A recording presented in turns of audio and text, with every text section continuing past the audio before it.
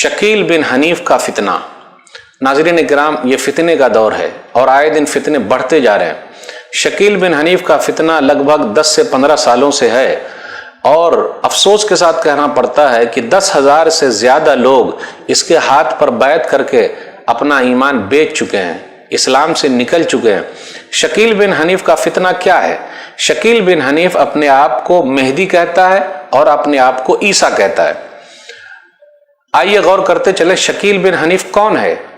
इसकी तरफ बुलाने वाले लोगों का तरीका कार क्या है? कैसे वो लोगों को बेवकूफ बनाता है? शकील बिन हनीफ इंडिया के अंदर बिहार में जिला दरभंगा के उस्मानपुर गांव का रहने वाला है। इसने दरभंगा जिला के अंदर स्कूल के बच्चों पर मेहनत की और उन लोगों को यह कहा कि मैं मेहदी हूं, मैं ईसा हूं। नऊजुबिल्लाह, झूठा है, कज्जाब है, नए दौर का एक नया फितना है।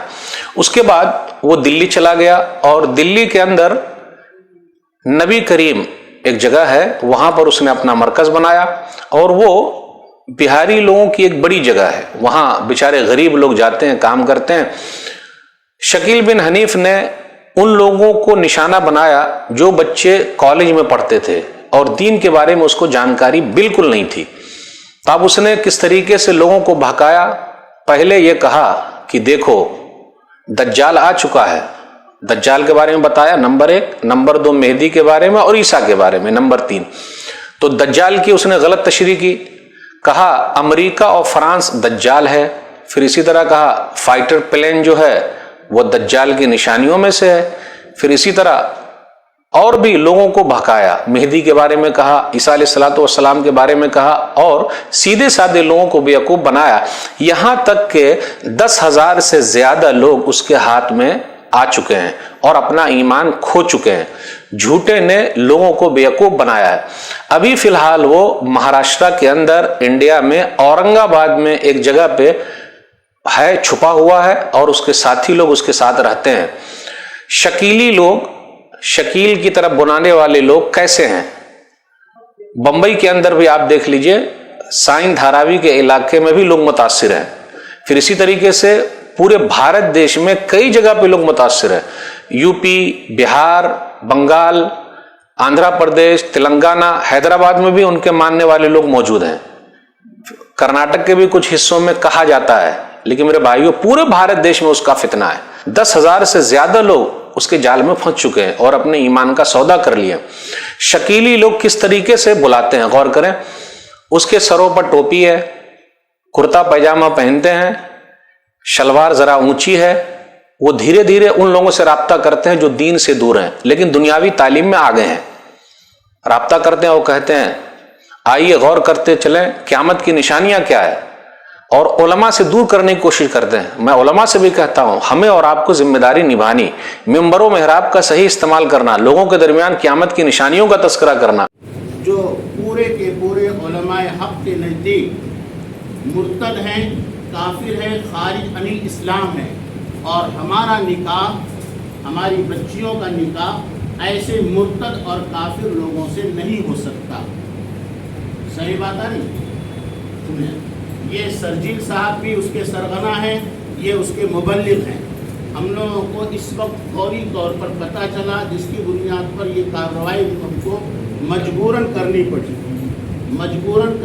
हमें कुछ नहीं मालूम था। आपको पहले ही बताना चाहिए था कि हम शकील बिन हनीफ के मानने वाले हैं और शकील बिन हनीफ के मुबल्लिग हैं। आपने बताया था? किसको बताया था? लड़की को बताया। हाँ? लड़की को बताया। कोई बताया नहीं है, कोई बताया नहीं है। आपको बताया? ये भाई है, इनके भाई है। ये गार्जियन को बताए, गार्जियन को बताइए, बताए। कोई नहीं, गलत बात है। एक मिनट, अभी आगे मालूम पड़ेगा। आपकी बहन को फोन लगाइए, फोन लगाओ, जरा पूछो तो कि इन्होंने बताया है क्या आपको? हाँ।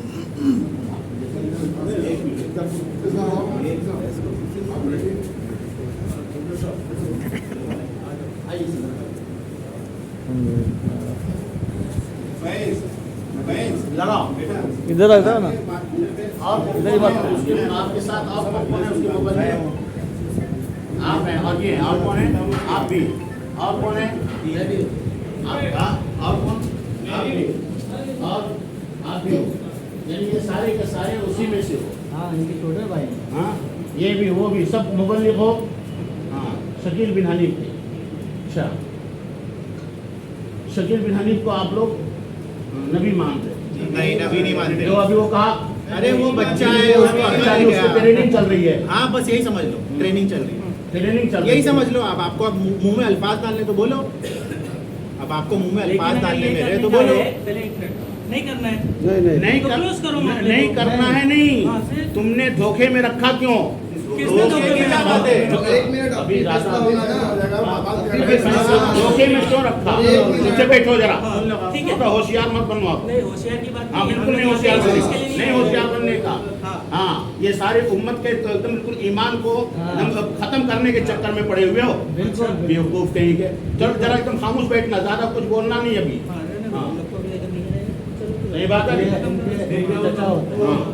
आपको मालूम है इन लोगों के बारे में? तो पूरा नहीं मालूम था। हाँ, आप लोगों को मालूम था?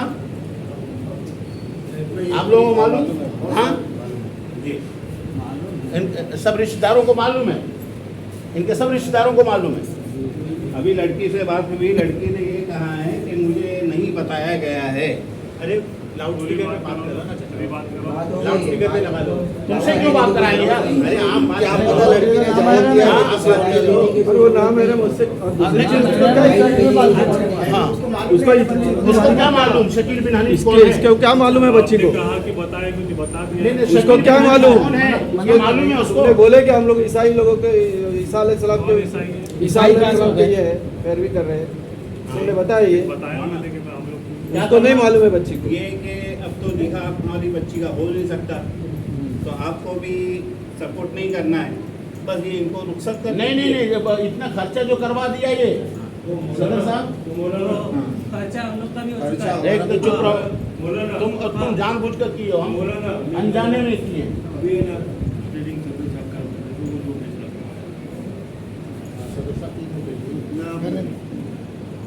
आइए इधर आइए। लड़की की तरफ से कौन है? ये लड़की के भाई है। ये भाई है सगे। और मैं भी डॉक्टर हूँ। अनस कहाँ है? डॉक्टर अनस है। ये इनके चचाजाद भाई है। और सगे भाई हैं। ये सगे भाई है। आप दोनों क्या चाहते हैं? जब ये निकाह तो सवाल नहीं, निकाह उससे सवाल नहीं आता है। निकाह सवाल कोई नहीं गैर आता। मुस्लिम से करना कोई मुनासिब बात है ही नहीं। जी, क्या समझे, ये खारजी है। गैर मुस्लिम। हाँ, बिल्कुल गैर मुस्लिम है, खारजी हो आप लोग। निकाह का सवाल ही नहीं आता। ही नहीं है। हाँ, ठीक है। अब आपका दोनों का क्या ख्याल है, क्या कहना है आपका? बिल्कुल सही फरमा रहे हैं। कहना है सही फरमा रहे हैं आप, बिल्कुल सही है। इनको ऐसे ही वापस करना है, जैसे सदर साहब कह रहे हैं, वापस कर देना है या कुछ? नहीं, कुछ कार्रवाई की जाए क्योंकि इन्होंने हमको धोखे में रखा है। उस पर कार्रवाई की जाए इसके आगे। धोखे में आ गया। ये निकाह असल में अल्लाह की तरफ से खैर का मामला था। ये निकाह होना था नवंबर के महीने, नवंबर में।